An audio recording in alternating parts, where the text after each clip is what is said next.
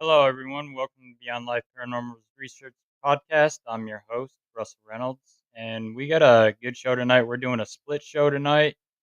Uh, my first guest is Amanda Quill. She's the founder of Cold Spotters, has several Cold Spotters teams around the United States and Europe. At the 9 o'clock hour, we'll have Ernie Pack of Pac-Man Paranormal. So when we're done with Amanda, stay tuned for that and stay on. Please welcome my guest at this time, Amanda Quill. Hey, Amanda. Welcome to the show. Hello. When you're done with Amanda, how dare you? Thank you for having me. Oh, you're welcome. Thank you And, for coming on. also, we do have a Cold Spotters in Canada. It's the one I'm in. Yep. Yeah, you got the Vancouver one. Vancouver, Fraser Valley. We got one in Alberta as well. Julie says hi. Hi, Julie. So, I guess why I was waiting for her to respond.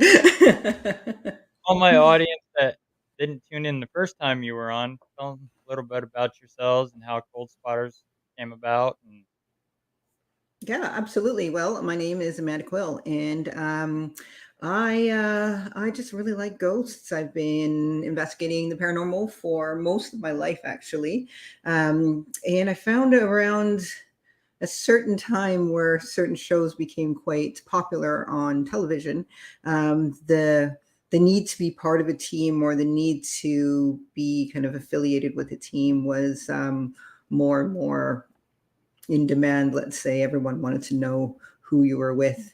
I've always been more of an independent soul when it came to a lone wolf of a paranormal investigator, and I found it was causing a lot of closed doors, not because of who I was. It's just because it was really popular to have a matching t-shirt and hoodie.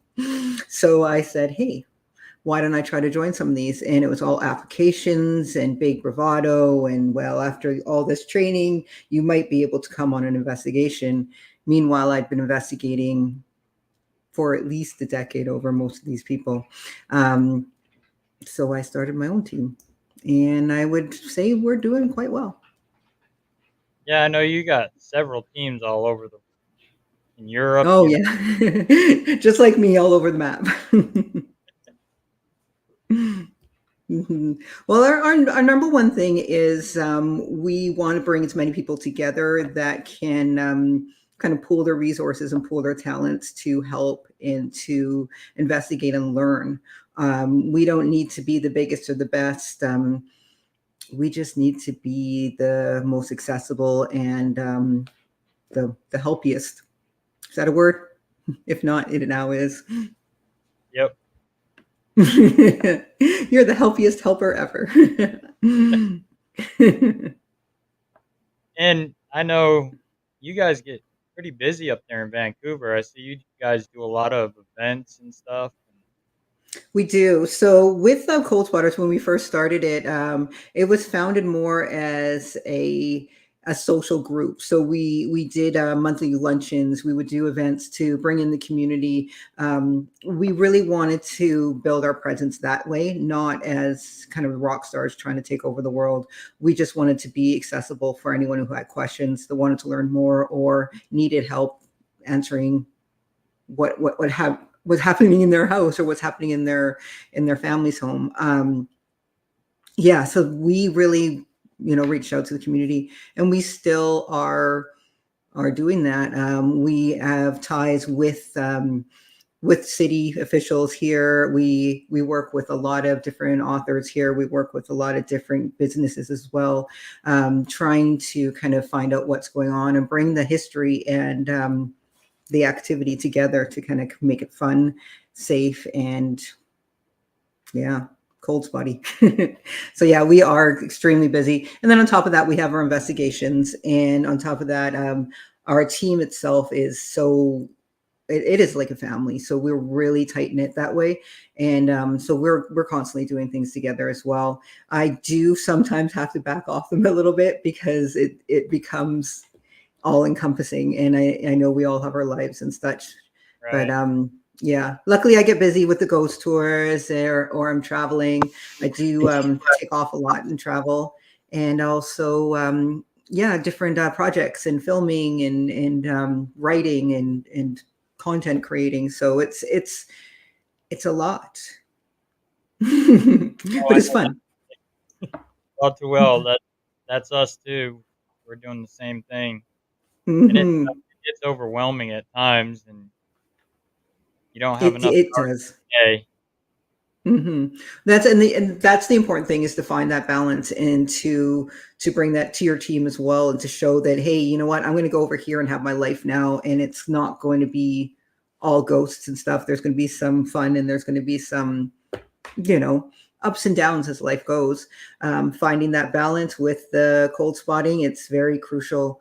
And I've discovered that the last I would say even like pandemic times, if you think about what we've all gone through and how we've all grown or fallen apart, also um, finding that balance with the paranormal. The paranormal can be dark, the paranormal can be taxing, and the paranormal can be, you know, eye opening, inspiring as well. But finding that balance and not letting it get to you because yeah, it can get dark. And if you're going through a dark time in your own life and then heading out to do this, yes. So for instance, when we did Waverly Hills, the next day I went to the zoo to see baby animals because it's just so much heaviness. Not that I'm condoning zoos, but I'm condoning baby animals. So when you guys did Waverly, did you guys experience anything while you were there? Heat. There was a lot of heat.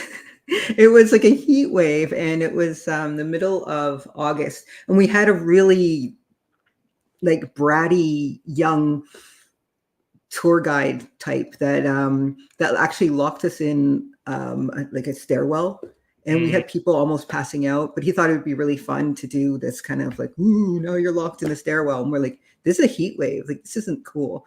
So I wasn't very happy with that. A lot of us had to kind of like just take a break, which was too bad because I mean it's such a big building. I would yeah. love to go back colder months for activity. No, no, it was.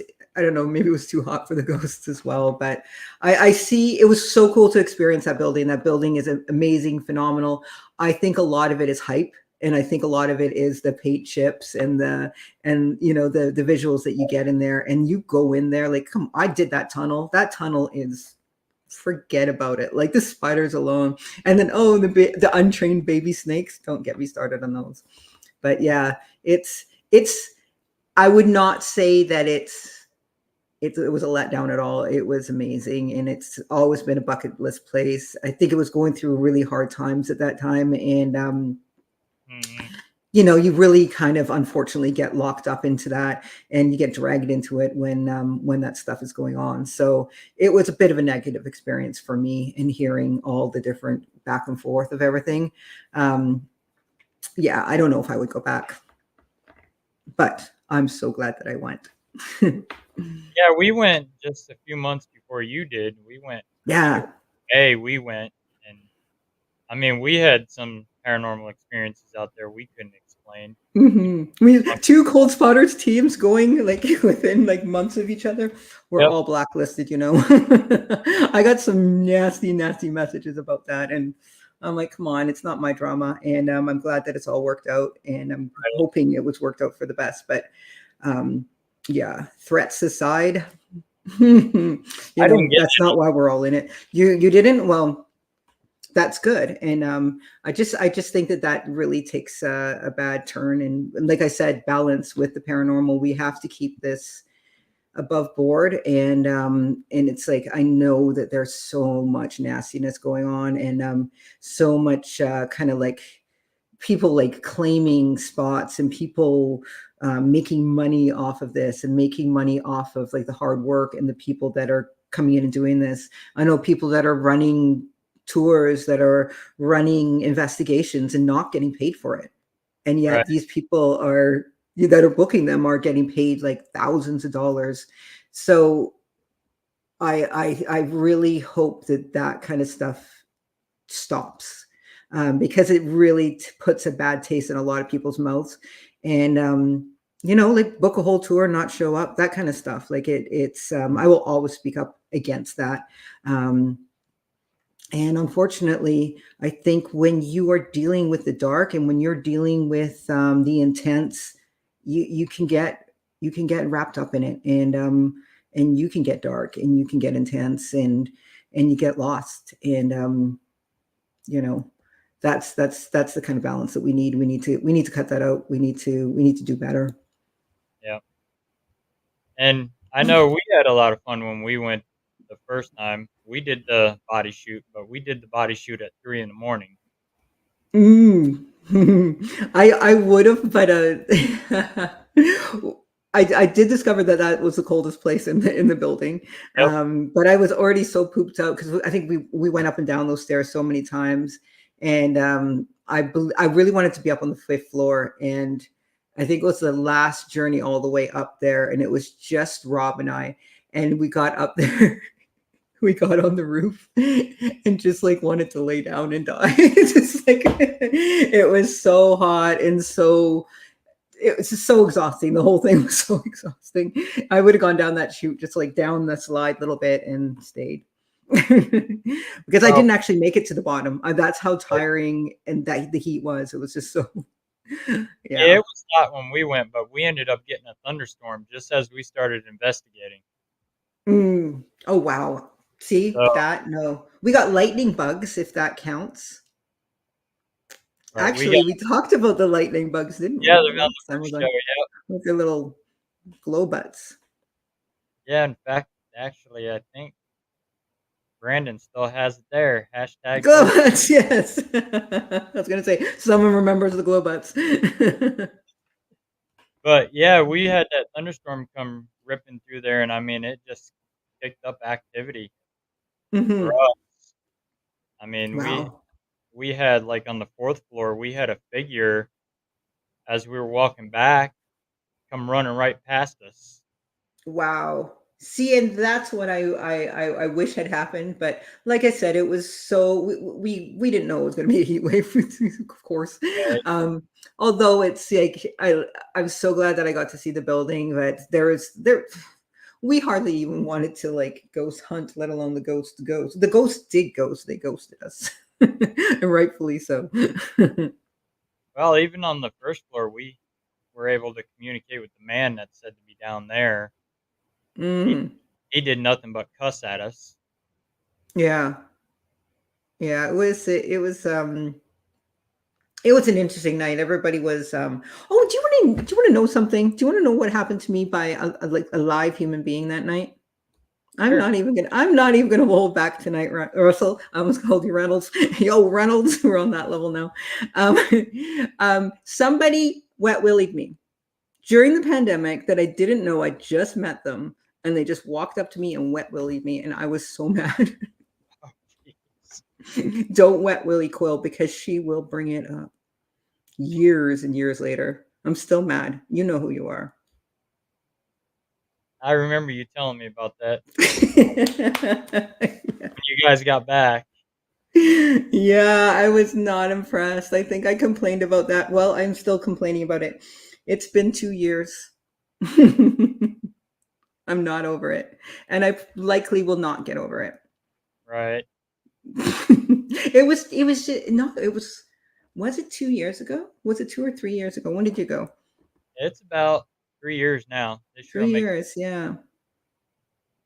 Yeah, yeah, 3 years ago. So there you go. Add another year to that. Yep.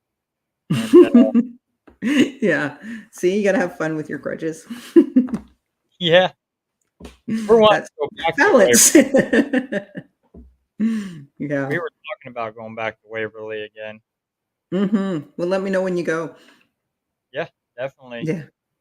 hmm We're getting Yeah. ready to go I to Gettysburg in September.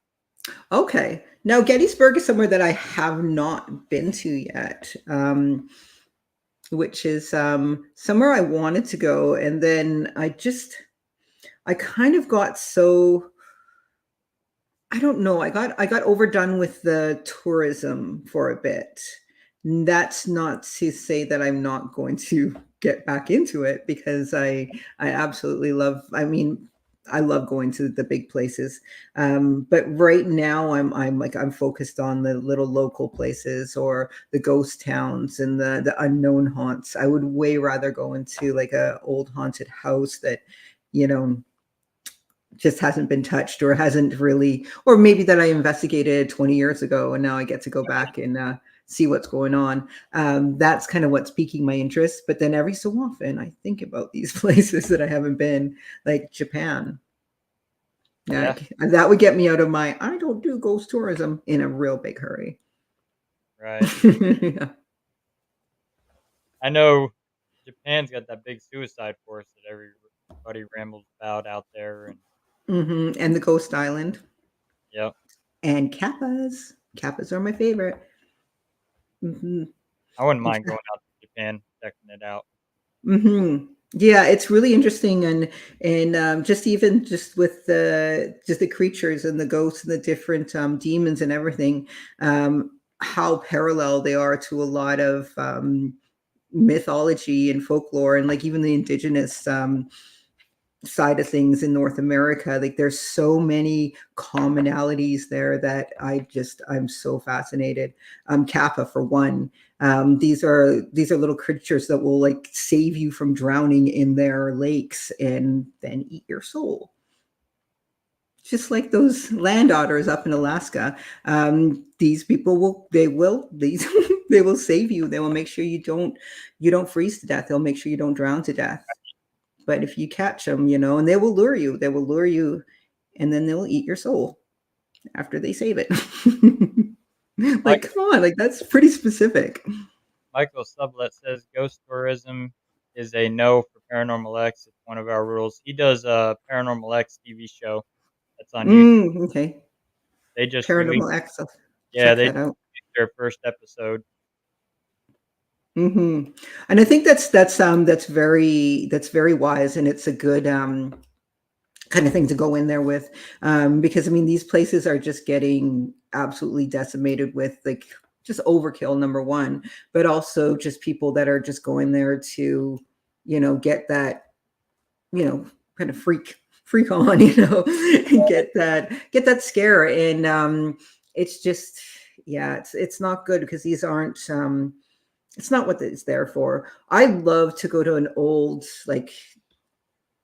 area. I love to go just get in the car and go find something, an old mine, an old town, and then find out the stories. And then, that's, I always find it way more intriguing for me, or to talk to the locals and get their local side of the stories, not just always, yeah, just like, oh, I heard that there's this really big empty building in Salem. We should go and find out if there's witches there. Mhm. More than likely there's not. And yeah, I do. Yeah. And it's always the coolest stuff happens when you just go do it. Yeah. Right. And that's part of my adventures, and that's part of like what I do. We actually just did a walkthrough in a very, very haunted location, and then we left and just happened upon another place, and which we gained access to, and had some of the craziest results. And that's just from like getting out there in the neighborhood and talking to people and introducing ourselves. And um, yeah, without that kind of background, what are we really doing? How many people can go to suicide forest and say, I got spooked? Like, Right. is that really going to make a difference, or is it, actually trying to find out what's going on for community? What's the real draw? And well, I know what it is for me, so And I want to go to the suicide forest. No, I'm kidding. a lot of it for most of them is just a thrill seeking. Yes, yeah. I mean, are we going there to see the tragic remnants of stuff that happened, or are we going there to heal, heal the forest and heal the survivors and heal ourselves? If that's your intent, then 100% go. If your intent is that thrill seeking and that kind of souvenir collecting, let's say, then do it, but do it knowing that that's what you're doing, and Yep. do it. I just say, just acknowledge everything you do in life, in general. And if you're going to go do that, then hey, how about you go home and volunteer? Why don't you go home and do this as well? The balance has to happen. You can't just take and not expect to get something back. Right, exactly. I agree. I mean, for like Hmm. us, when we go to places, it's for the history. We want to learn the history of it, not just paranormal aspect of it. Hmm.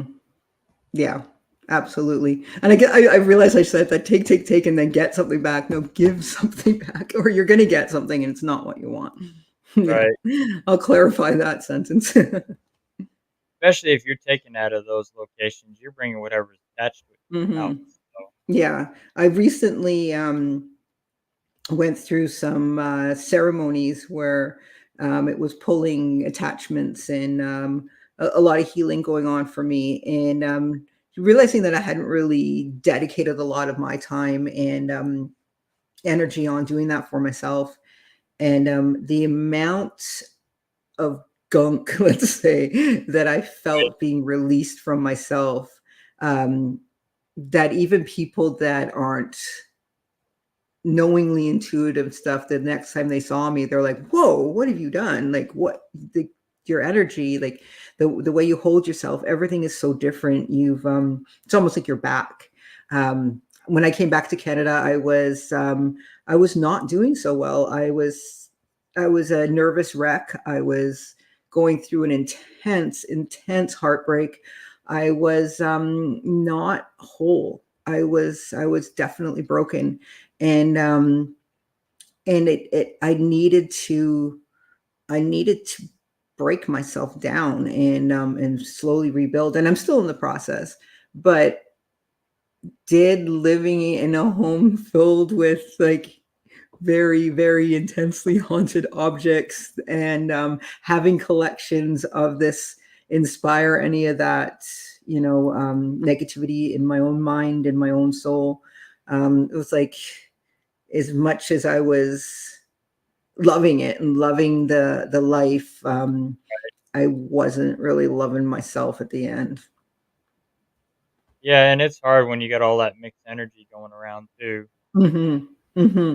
And it's, what, it's really taught me a lot too, and how I um, behave, and how I like kind of assert myself within investigations, not in real life. I never learned that. No, but in within investigations, I will use my heartache. I will use my fear. I will use my negative as much as my positive. I will use my ability to be like terrified, as much as I'll use my ability to lead.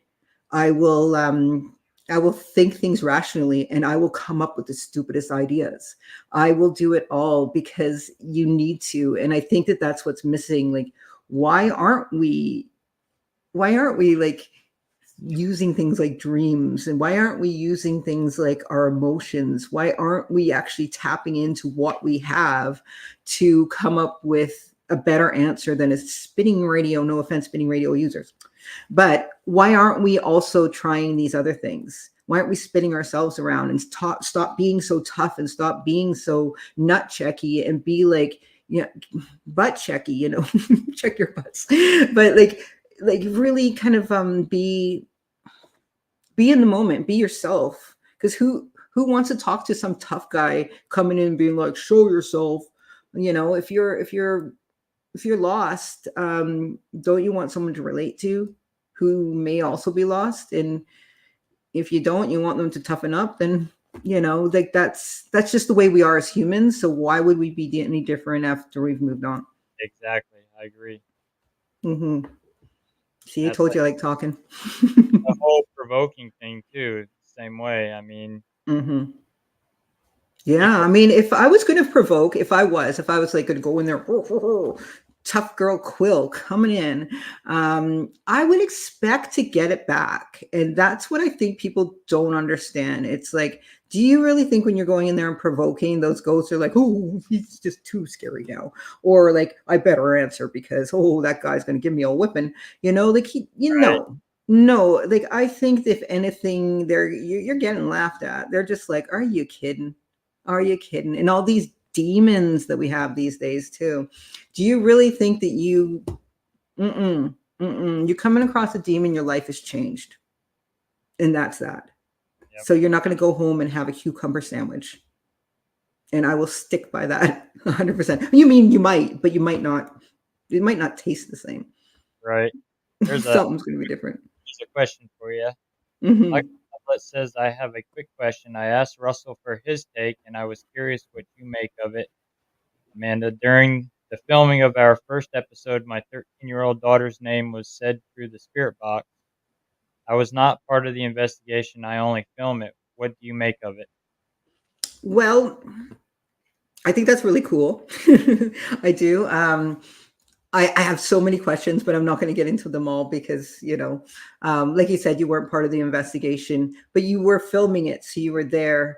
I do believe 100% in our ability to project and our ability to, was there something going on at home with your daughter? Was your daughter on your mind? Is there some sort of PKing that was going on there? Were they trying to get your attention? If it was someone communicating, did they say anything more than your daughter? Was it her full name? Was it just a name on a radio? I'm not saying it didn't happen. I'm not saying I don't believe that that was a very profound experience, especially when it's your child. That's huge.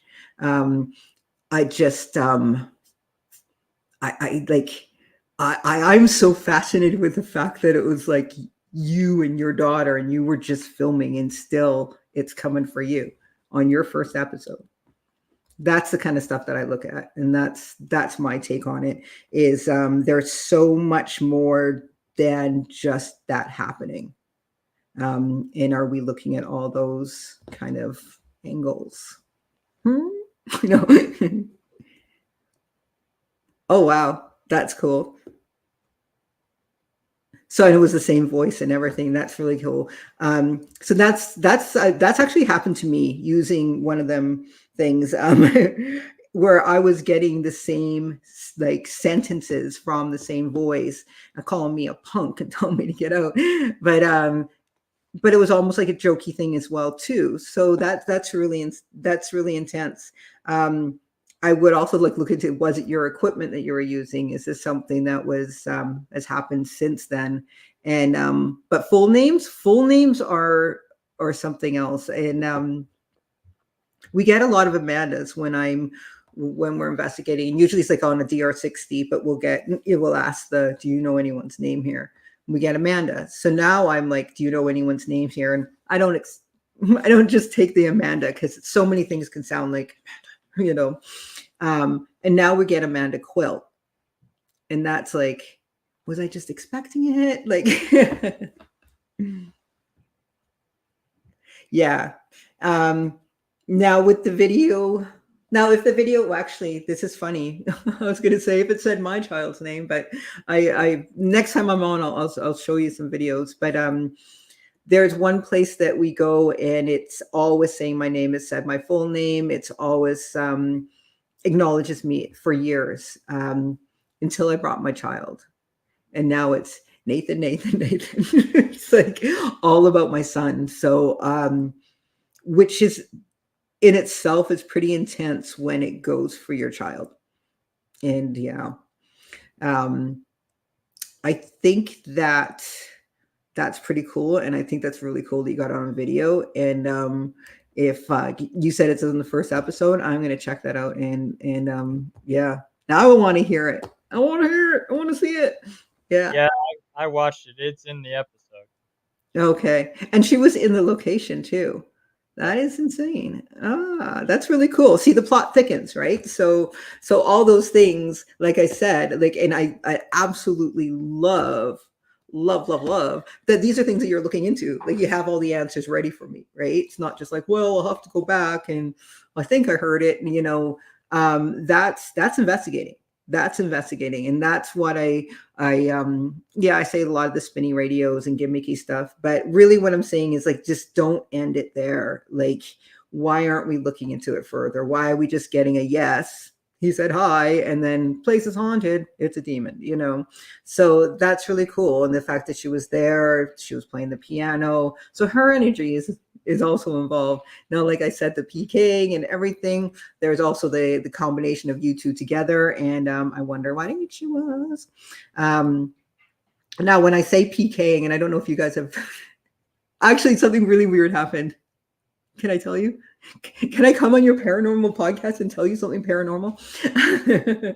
But the other day, during for me, a very heightened emotional moment, as I talk about spinning radios and how crazy they are, um, there is a light in this house, and it's one of those galaxy lights. So it does all the galaxy and the spinny and the stars, and they change colors and lights. Yeah. It's never been like play music through it, or like, I guess, Bluetooth. Like, it does have the Bluetooth setting, but nothing's ever Bluetoothed onto it. It's never been paired. It's never been anything. I've never ever heard it go off. And the person that was with me, same thing. And now, while I'm being me, and which of course means wonderful and loving and caring and not at all emotional, no, but just in general, right? Like life, you get shocks, you get scares, and some of us, you know mysteriously can have reactions that come off as knocks on walls and doors. Well, this thing started like talking, like a man's voice talking through it. Mm-hmm. And then like, it took us a while to even figure out where it was coming from. And then I was just like, no, it can't be coming from there. And then it started playing like almost like children's-y music, like as if it was like a children's show, like Peppa the Pig or something like that, playing in the background. um and I was just like, I don't like, this doesn't make any sense. So I went to go get my recorder, as one does, and I left the room and I walked downstairs, and it stopped immediately. And I was just like, oh. Because I just was talking about PKing, and I'm like, I do that when I'm like stressed about something, or things happen like that. And I was just like, so I turned around. I didn't even go get my recorder. I just needed to know. I turned around and I walked back into the room, went back up the stairs, walked back in the room, and guess what happened? Turned right back on.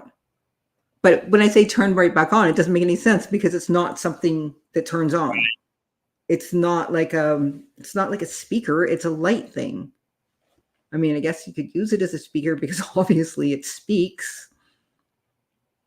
Mm-hmm. It. Yeah. So what do you think of that, fellows? That, that's interesting. Yeah. You just gave me the classic, like, yeah, answer. That's interesting. Well, I want to hear the audience's take on that. What do you think? Did I have a paranormal PKing moment, or should I just play with Ghost Box more? And we're going to be quiet until you answer that question. There's about 10 of them watching, so What's that? there's about 10 of them watching, so Well, they're just too nervous because they know this is pretty big time stuff. But it's actually like, oh, I would say yes. I think so. I do agree. So it's really interesting, because there's been No, it's not like no, no. I'm gonna speak through that damn light. Anyway, somebody already answered and they said that it was paranormal and it's all me, and therefore I don't have to use ghost boxes. Yay!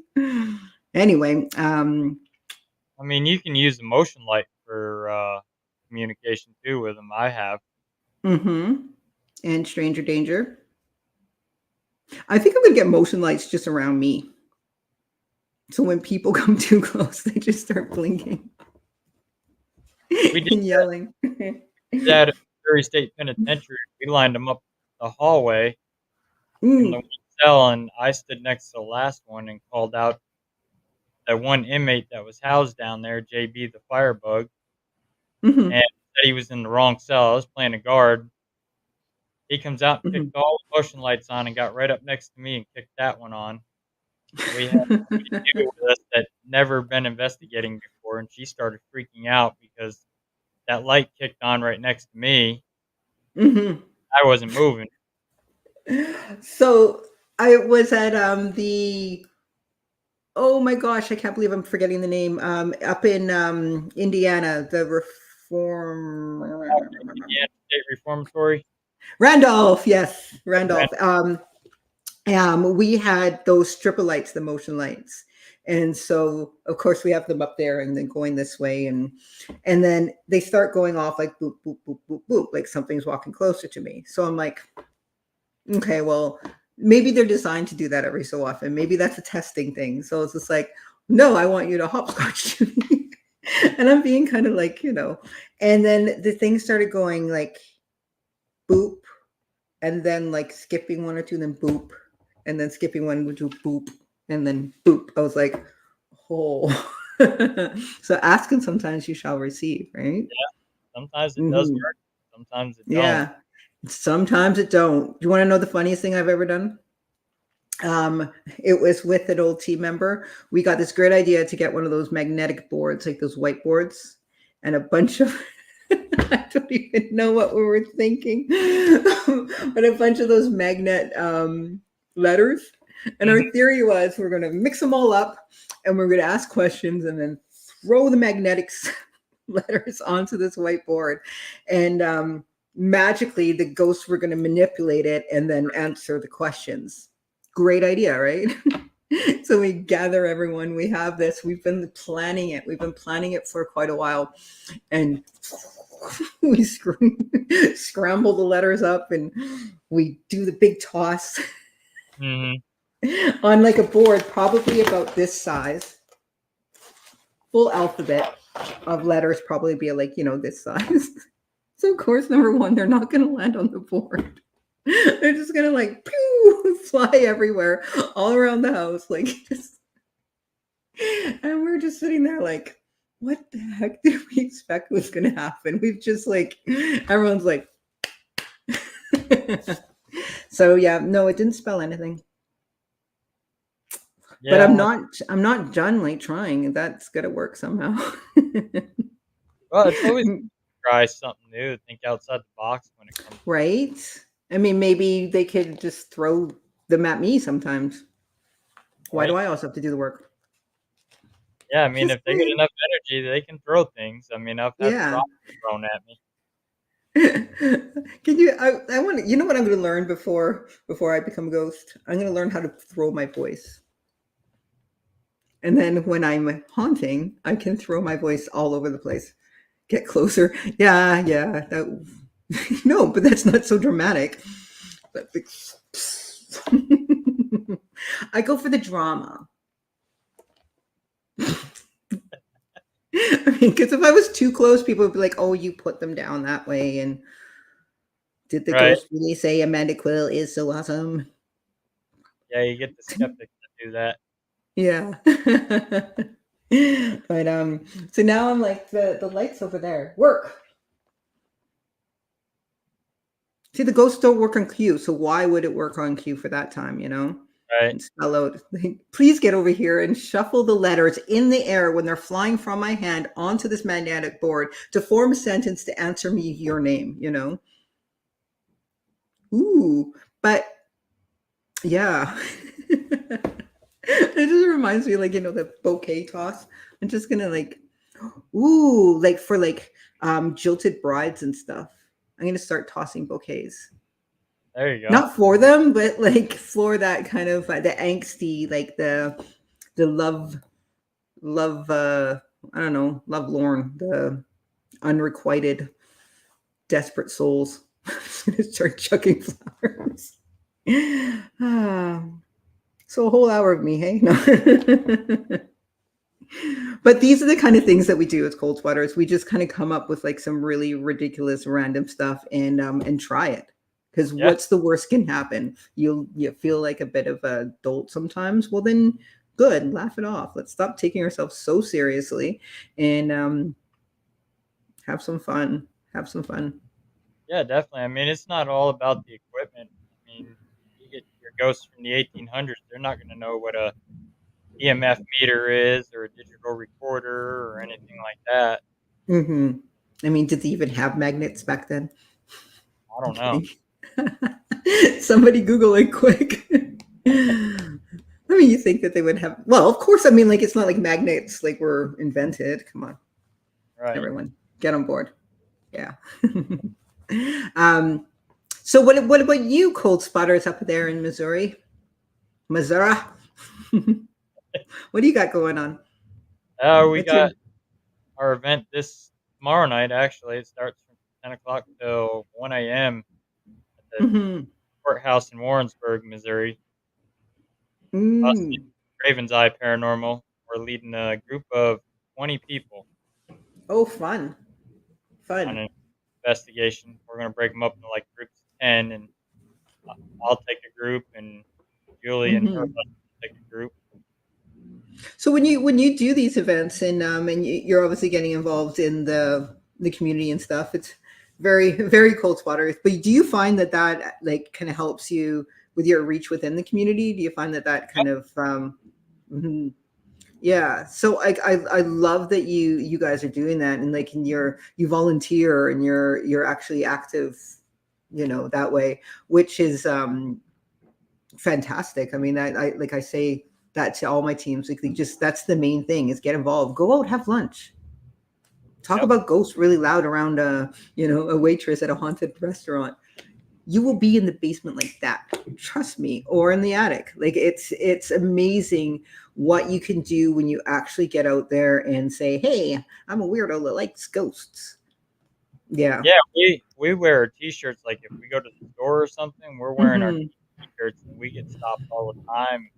Oh, you guys are normal people, and we'll get Hmm. in there and talk to us like crazy, and then next thing you know, they're Yes. following us at what we're doing, or they show up at a Paracon we're at. Exactly, exactly. And that's like so awesome and amazing when that happens. And then you get to know them and they get to be friends and they get to be like, it's more than just like, oh hey, you're that guy that Mm, does that ghost thing. It's like they're actually aware of what you're doing in the community. And it's so great to get that kind of support. And yeah, yeah, I love and it. I wouldn't be anywhere without community. right, and then that event we're doing tomorrow night sold out within 2 days of being listed. Boom, nice, nice. Yeah, which means more events. Yep. Yeah, but you got to balance that with your own investigations and families, and yes. Oh, speaking of family, hello, Russell's dad. Yeah, he's watching. Yay! I was like, I gotta remember to say hi. It's been a while since we all had our chat. Yeah, it's a few months now, I think. Hmm. Cool. But So yeah, in KC, what's the most haunted locale in KC? Like if I came to KC, where would I go? Mhm. uh, I would say more of the closest would be Jeff City, Oh yeah. Missouri State Penitentiary Mm-hmm. is one of the biggest places, and then we've got battlefields down through there by Lexington, Missouri. Mm. Yeah, and there's like a few like big old mansions and stuff too that I've been I can't remember their names right now, but that I was actually invited out to a few years back, which I unfortunately wasn't able to do. I do want to do a trip down there though. Um, oh, I we have a question from the audience. Change your life. How would you? Well, I think so. How would you know if the if the spirit was a demon? Um, from my experience, I think that it's important to remember that just because something's dark and powerful and very aggressive doesn't mean it's necessarily evil. It's also depends on what we believe a demon is, like what's our belief systems with that. If we're talking like the Hollywood kind of viewpoint of what a demon is, and like Exorcist kind of like, you know, um oh my gosh, I just forgot, like Paluzu, oh my gosh, back to demon school for me. Wow. But yeah, if you're thinking of that kind of thing now, if you are doing exorcists and you are like active in that field, you're gonna know. You're gonna know. And if you're a ghost hunter that comes across a possessed person who is speaking in tongues, and this is not a haunting, that this is something that is going to hurt you, you're gonna know.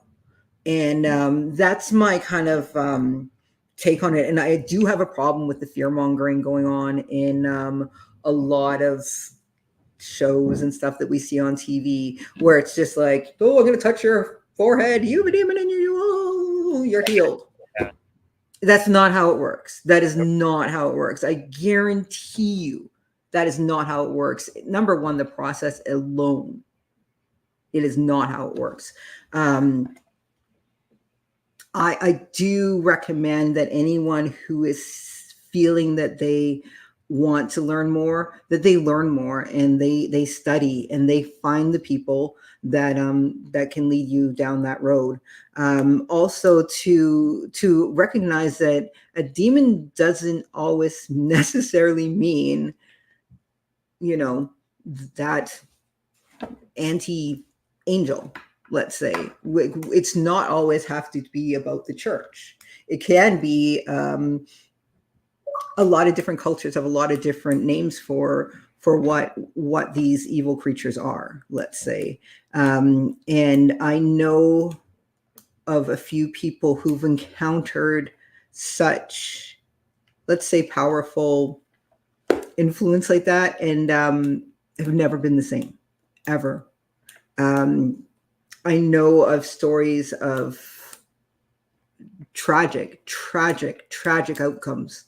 Um, I know what our own personal demons can do to us and to our loved ones. I know that there is nothing more powerful than that belief that you are evil or someone else is evil, or that you could hurt, or someone could hurt you, or Mhm. something that you don't even know what it is can hurt you. And when we're going out ghost hunting, that is not what we're looking for. So to falsely put that into someone else's head, I think is grossly in like irresponsible, and needs to stop. It needs to stop now. I have I had about 5 cases in a row where I live, and it was young girls getting preyed upon by a medium who was doing tarot card readings, telling these girls that they had a demon inside of them, um, preying upon a certain kind of clientele, and then getting them to the church where they would pay $300 to $500 to get this exorcist done. Which, number one, we don't have a church in the lower mainland of British Columbia that's just going to take you in for an exorcist on a Friday, especially for $500. Well, actually, there is, but they're not reputable.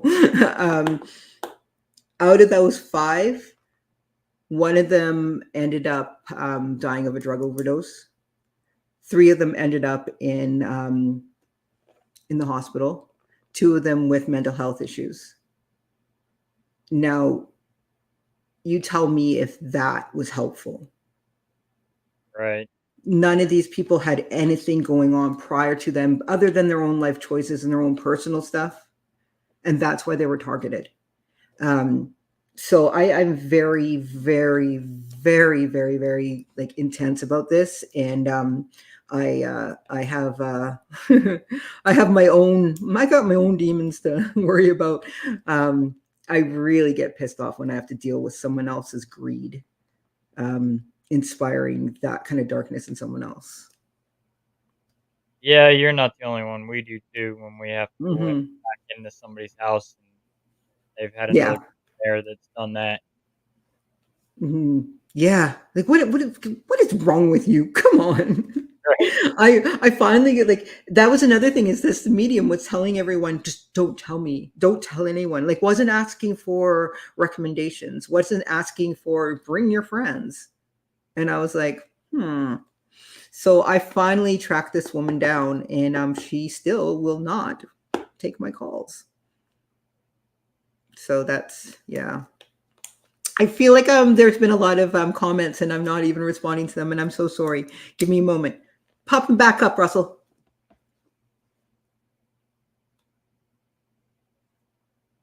Yes, that is true. There are few, very few, very few, and yeah, but there are very few. And as paranormal investigators, as ghost hunters specifically, and I'm not saying that because I'm trying to make the big difference of whether or not we should say ghost hunter or paranormal investigator. If you are a paranormal investigator, but you mainly specify with ghosts and hauntings, you have no business going to no exorcism and trying to beat a demon. Like I will vouch for my comment. I'll vouch for myself on that one. Unless you have done the work. And the work is a lot of work. It's a lot of work. It takes, yes, yes, exactly. It takes years, years to even get to the point to study with someone. It takes years. You're not going online and taking a course and getting ordained and becoming a demonologist. I'm sorry. To those who have done that, I applaud you for doing something. I do. And I applaud you for getting the education and starting there. But it takes years. So if you're just doing that to be the tough demonologist on a team, you know, I hope that you really have a good introspective moment and say, hey, what else can I do? What else can I do to become the best demonologist for this team? Not the toughest demonologist, not the most demons count demonologist. What can I do to become the best one?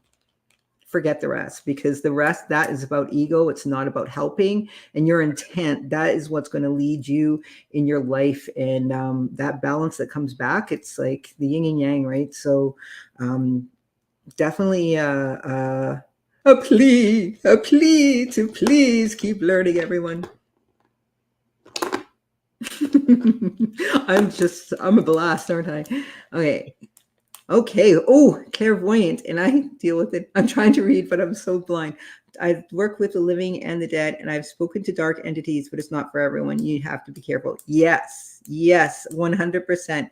Irene, yes, Irene's got it nail on the head. You have to be careful. You have to actually dedicate this time to learning that, and learning also how to come out of that. Like I said at the beginning of this podcast, like when I came back to Canada, I was like a shell of a human being because I was getting involved in some really, really dark stuff, really dark investigations, and I wasn't doing my side of bringing myself out of it. And that's 100% on me. It's nothing to do with like the entities that I was coming up against. It's nothing to do with them. It's not their responsibility to protect myself, you know. And I think that that's important to know. Like, so if you are going to do that work, you are going to have to dedicate yourself to doing that work for the right reasons and balancing it out. You got to balance. You can't just, yeah, yeah, it's and I'm sure Irene can speak for this too. You don't go into this, you don't go into the dark lightly. No, you don't. And No. I get mentored by Farrah Rose Perry, which used to be Farrah Rose Deal, and she's the Hmm. bus. practicing Roman Catholic demonologist. Hmm. So I Yes, went, and that's a great point. Thank you for saying that. There is a difference between demonologists and exorcists. Exorcists. yeah, Exorcists, they're the new thing, new craze. They replace the exorcists. But yeah, there, and that is one level of study. And the whole exorcism part, totally different. It's totally different. And yeah, so it's it's a lot of work. It's like it's all these like shamans, and I just love that word. But all these shamans that are popping up right, left, and center, or like shamanistic.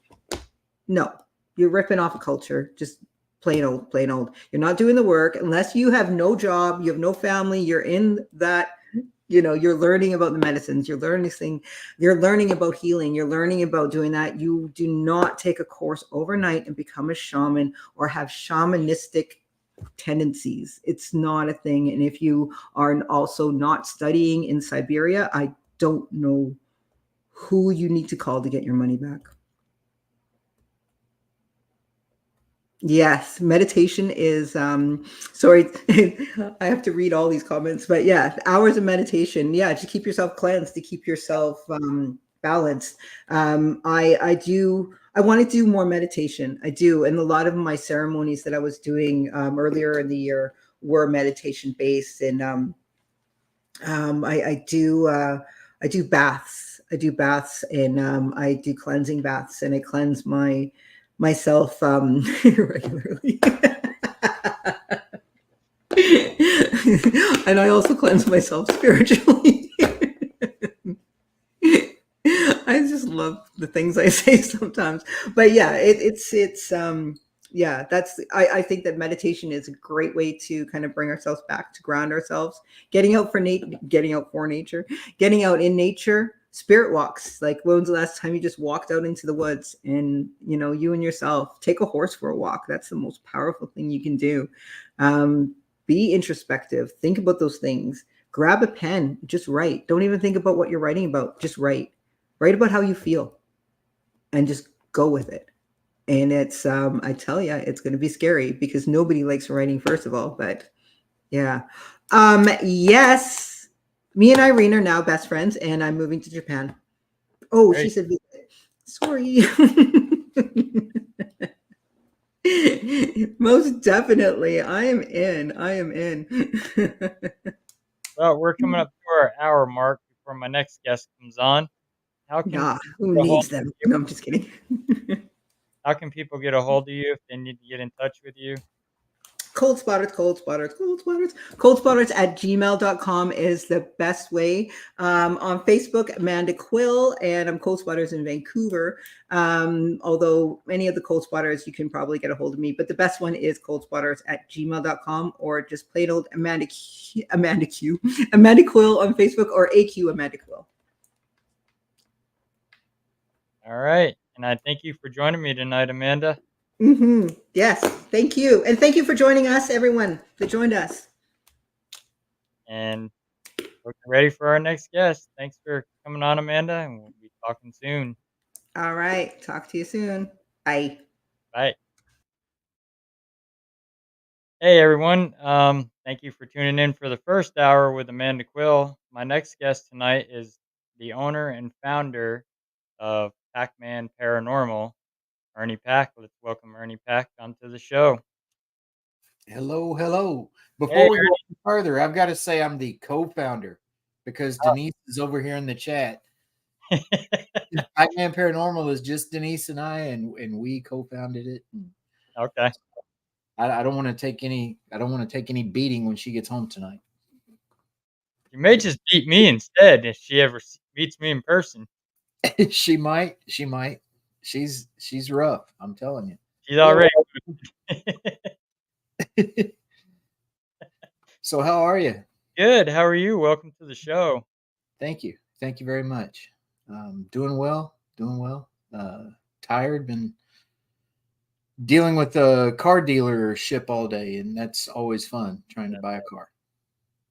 So tell my audience a little bit about yourself, some of the ones that aren't familiar with Pac-Man Paranormal, and how you guys got started. All right. Well, I've been a paranormal enthusiast, I guess, for better than, well, all of my life, actually. Um, and really started delving into the investigative side of it and exploring a little bit about 30 years ago. And hello, the Tide. I see you down there. Uh, and there's Jessica Cornett. Hello, Jess. Good to see you. Um, but about 30 years ago, I started delving into it a little bit deeper. I started a website called True Paranormal back in the early days of websites. And that was my first real official entry into the paranormal. But I grew up near Waverly Hills Sanatorium and used to sneak in there as a kid. When it got opened for tours and investigations, I started taking the tours and going Hmm. on some of the public investigations up there. Eventually, I weaseled my way in as a guide up there, to make a long story short, and was a guide there off and on for many years. And one night, I met this woman there that it's a long story, so I'll just make it short.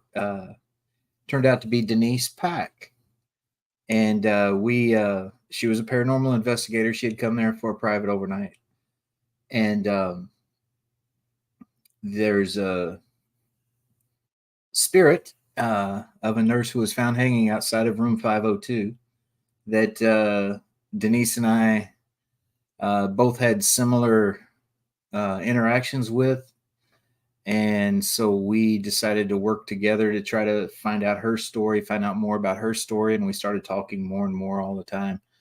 And eventually we were in a cemetery looking for Sarah's grave, which is who this spirit is. We were looking for her grave, and Bigfoot found us.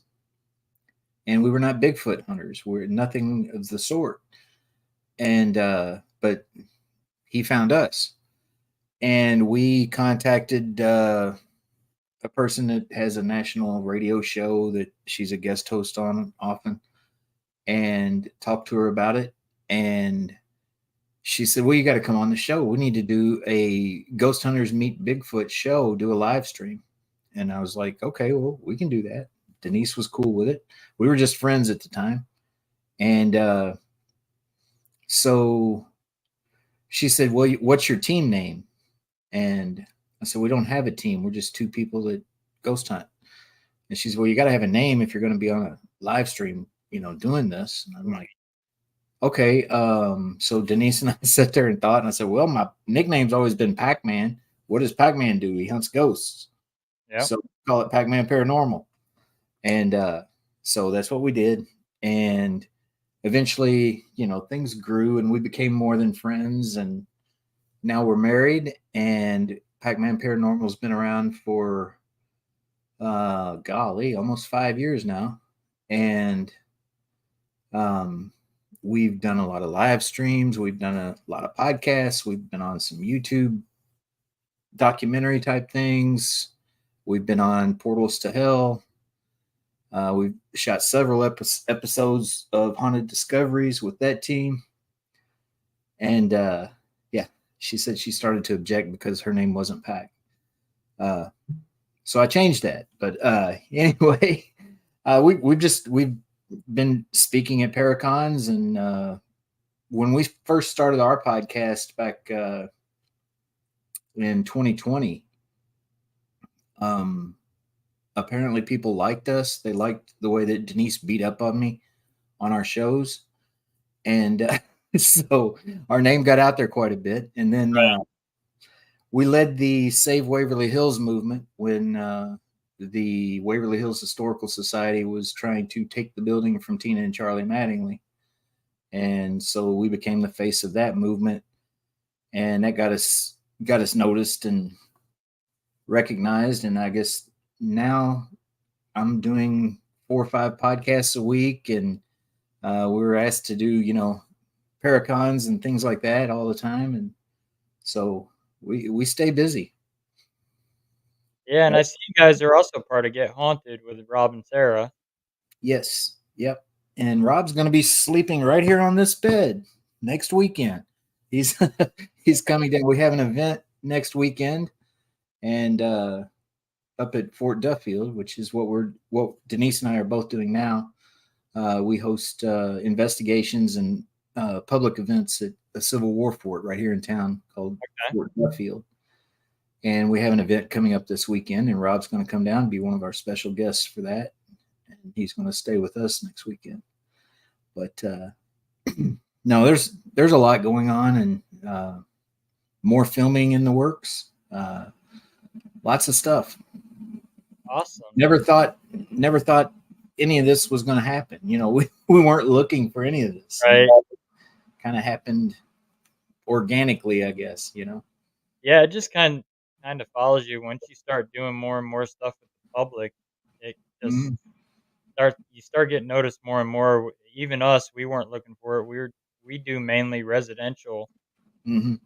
and now we're starting to do more paracons, and now we're doing events, and Yeah, yeah. so It grows. It grows fast, and it consumes you if you're not careful. We got to take a step back every now and then. Yeah, the Black Wolf Paranormal is also going to be part of that event next weekend. Greg Yost, Squatchman, Todd and Leanne Eskew, Beth Allen of the Black Wolf Paranormal, Squatchman Greg Yost, and I wasn't ignoring you over there, Leanne. I see where you posted that. We were part of that event also. Yeah, they're going to be sleeping in the next room over there when they come. oh, nice. Yeah, Crystal Blevins is coming up for that. That's right. So you Yeah, should come, Russell. There you go. we're booked up. We're like you guys. We're booked up pretty Yeah, much the whole year. Because September we're going to Gettysburg to the Warrens Paracon, and cool. so Nice. we've Yeah, got a bunch of paracons coming up as well, and investigations. yeah, yeah. There's a lot of things going on. Let me read this real quick. Nice. That always gets me right here when I hear that people have communication with Sarah, Eric. So it's good to hear that. Now, see, we went to Waverly. It's been about 3 years ago now, and we were up there at 502. We didn't get no activity with Sarah. Were you trying to communicate with Sarah or? Yeah, we were trying to communicate with her. We even tried to recreate Sam and Kobe's delight communication too, to see if she would interact with the lights, figuring it probably be a little easier for her. Yeah, she's very good with the flashlight. I could show you some videos of her just spot on with flashlight communication stuff. Uh, I'm, you know, Denise is more outspoken than I am about that stuff, but I'm not going to disagree with her. I'm not either. I mean,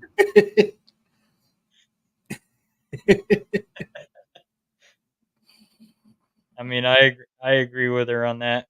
Yeah, but no, a lot of times what happens with what I've found over the years at Waverly, and spending as much time as I did up outside of 502, is that if people go up there and they talk at all about the bogus story of her hanging herself Right. and the abortion and all of those things, she will either be angry or not speak at all. And you've got to go in there and let her know that you want to tell her story. You don't Yep. you're not going to let anybody else tell you. You're not going to believe what anybody else tells you. You want her to tell it, and Right. she'll communicate a lot, very often. I'll have to try that. We're planning on making a trip back there next year. So, Mm-hmm. Well, while you're in the area, you need to come to Fort Duffield. yeah, definitely. Yeah. So. And I know we've had good experiences on the first floor, the fourth floor, the surgery room. Mm-hmm. We did an experiment in there where I laid on that surgery table and had somebody wheel me under the light, and we were playing like I was sick and I was coughing. Uh-huh. And my one member was yelling, "We need a doctor in here. He's not going to make it." And we heard we had a motion light sitting in the doorway, and it kicked on, so I heard a noise, so I went to sit up. I couldn't move, it was like I was being restrained to the Somebody was table. holding you down. Yeah, and Yeah, then we heard 2 loud female screams in the hallway really. right outside the door, and I thought we were with another team that invited us, so we figured it might have been them. I'm like, "Text that other team, find out where they're at." They're on the 5th floor up on the roof doing an Estes method. Yeah, so nobody was screaming up there, did Yep. they? Yeah. I want to say hi to Joanne and to Miss Courtney Peterson. She is one of the most supportive people in the paranormal community. And Awesome. Joanne always seems to chime in when I happen to be on anywhere. So it's good to see you, Joanne. Yeah, thank you guys for coming in to the chat room. But no, it's a place that is, always going to be a part of me. Always going to have a piece of my heart, but I don't know if I'll ever be back there. There's, I'll just leave it at that. Mhm. I got reasons, and they're good, they're valid. But no, it's a place. Like I say, I grew up in the neighborhood. Used to ride my bike up there. Used to sneak in as a teenager, and spent a lot of time up there by myself when I worked there. And so, yeah, it's a place that I love. Denise is just not holding anything back tonight. She's wired. She's alright, we got a disclaimer up, so Good. we're already covered. All right, good deal. Supernatural Link makes me put up a disclaimer, so. Good deal. Good deal. But What is your guys' go-to pieces of equipment you guys use? none.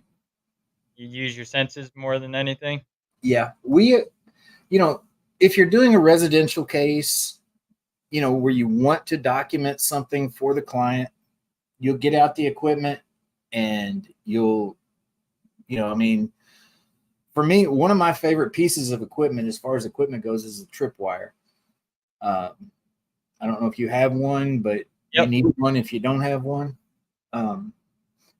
But really, unless we're putting on a public event where we're trying to demonstrate the equipment for novice or ghost hunting enthusiasts, whatever, we rarely break our equipment out. I mean, if we use anything, it'll be our phone. We can do recordings on our phone. We can take pictures with our phone. And other than that, we're there for the experience and just to feel the energy of a location and maybe get some communication with the spirits and see if they got a story to tell or if they need our assistance telling their story. Right. And that's kind of what we do.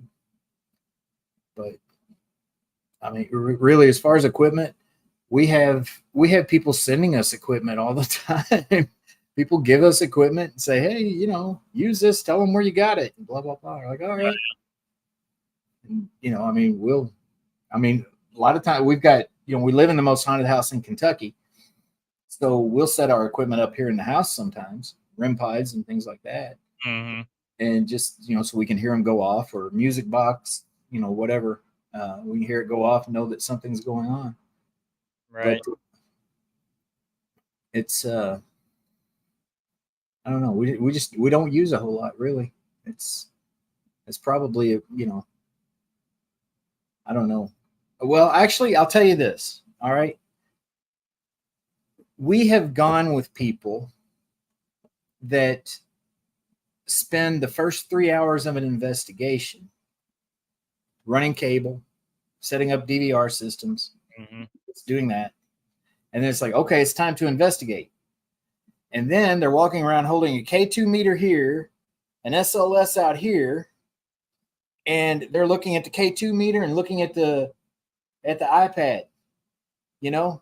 Meanwhile, there's shadow figures over here, Right. back here, and all this, and they're missing all that. Right. And we're like, dude, don't look at that. Look down the hall. Look over there. And Yep. so that's. I try to tell people that the less equipment you use, the more you're going to experience. but like in your case, your team primarily does residential cases and stuff. So, you've got to have that documentation. And we mainly use our for houses and stuff as DVRs. Like we're doing an event tomorrow night. We're just gonna set them up because like my dad's part of my team. He can't walk too well, so he can still experience what we're Yeah. doing. There at the control center and watch. Yep. And then anybody that at the event that can't walk very well, they can sit and still experience the event that we're doing.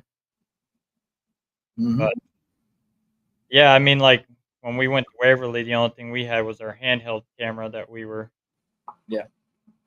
walking around with, and K2 meters. I'm not a big fan of them. I don't trust them. They Yeah. can be. Well, I mean, they're a lot of things give off EMF that K2 meters respond to. The Paralight, which is made by Jeff Eastman, same guy that makes the tripwire, it basically functions the same as a K2, but it's far less sensitive, and it's more reliable. If you get a hit on the Paralight, you can pretty much take it to the bank. Right. They're pretty darn good. Except they will respond to lightning. We Yep. found if there's lightning in the air, the tripwire and the K2 will respond to the Paralight will respond to that. And something that Todd Eskew found out here at the house one night, if you open the refrigerator door and that light kicks on, your Paralight will blip. Mm-hmm. And so Todd was kind of blowing off activity, and he went to get a glass of milk here one night, and he opened the refrigerator door, the Paralight blipped, and he pours his milk, he closes the refrigerator door and screamed like a girl because there was a little lady in a red shawl standing right behind the refrigerator door that doesn't live here anymore. But she was right there in his face and scared him to death. But yeah, I saw that question about the Gettysburg Bash. No, we will not be at the Gettysburg Bash this year. We were there last year, had a good time. We will not be there this year. That's about all I can say about that. We got a lot of things coming up that there's a lot of folks that are going to be at the bash that are friends of ours that we would love to catch up with, but we're not going to be there. But we got a lot of other events coming up, and hopefully we can meet you someday there. Who was that? I remember the name because we've chatted before, I think. James Brady. Yeah. Yep. James, we'll catch up sometime. But that's even like us too. We a lot of times, like for me, I like to go sit in a room and just sit quiet. Exactly. I mean, the first 2 hours we're at any location, I mean, it's not like we say, okay, for the next 2 hours, we're not doing anything. But I mean, it's just how it usually works out. The first 2 hours we're at a location, we just kind of wander and we'll stop and look and listen and feel and, wait for that hair on the back of your neck feeling, that will let you know, okay, if we're going to put equipment out, this might be a place to do it, But yeah, we have had. That's right. I knew I knew you from somewhere, but yes, you're right. And that's like we were just at a Get Haunted event out here in Missouri when they were at Missouri State Penitentiary with Nesper and Mm-hmm. Dom and Joe were doing the human pendulum experiment. Yeah. And we had some pretty good results. Our group did for that, and so we're actually going to use that tomorrow night on our event. Yeah, it's make sure you open it and close it properly because it's every bit as volatile as like a Ouija board or something like that. You need to really know how to open and close and protect the circle and make sure you've got someone facing whoever's the pendulum that knows what to look for, as far as an attachment or something like that. so that you can close it down and get them grounded and get that cleared as quickly as possible, because it can go sideways if you don't do it right. Yeah, we had some pretty good. I guess they were communicating with a woman that Mm-hmm. was housed down in 3D down there, which housed the criminally insane Yeah. inmates, and she wanted to talk to me for some reason. Apparently, she recognized me from being there the summer before, so Mm-hmm. I'm still got to go through the audio from that to see. I had a recorder running, so let her talk into that. Yeah. Yeah. You never know. You never know what you might have on there, to be honest. But I mean, we were using also using a reverse sweep spirit box shortwave, which is just standard white noise, cuts out all the radio. Mm-hmm. KD Stafford makes them at Supernatural Inc., and we use a lot of his equipment, Yeah. and we get some pretty good results on those. We ended up getting Amy in death row from Amy's crypt because she was coming. They knew she was coming back in 2 weeks. Mm-hmm. That's cool. That is So cool. It's Yeah, I've not been to Missouri State Penitentiary. I'd like to go. if you do get out this way, it's a must see to go there doing private overnight. They let you go from like 7:30 till 6 o'clock in the morning. Yeah. Yeah. So For a short time, I was delivering cars for a BMW dealership, uh, and had a delivery going.